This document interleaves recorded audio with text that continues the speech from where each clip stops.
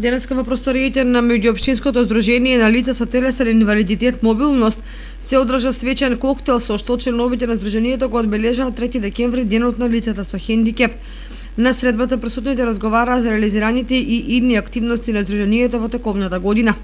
Председателот Горан Војновски на сите членови им го честита денешниот празник. Денеска 3 декември е меѓународен ден на лицата со попреченост кој се одбележува во целиот свет. Така и нашето здружение Мобилно скочени традиционално го одбележува со скромен коктел овој ден. Здружението Мобилно скочени всушност е меѓуопштинско здружение, во него се вклучени општините Виница, Берово и Делчево, има околу 360 членови.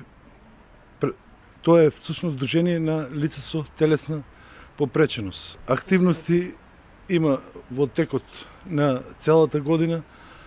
Има државно првенство во атлетика, има квиз над превари, тортијада, организираме работилници, средби. Исто така учествуваме во неколку проекти, во некои сме носители, во некои партнери. Меѓутоа основно наше дејство е борба за инклузија на лицата со попреченост во сите пори на општествениот живот во Кочани и во другите општини кои ги покриваме. По повод празникот, општина Кочани обезбеди соодветна поддршка како за членовите на здружението, така и за учениците од основното училиште Малина Попиванова.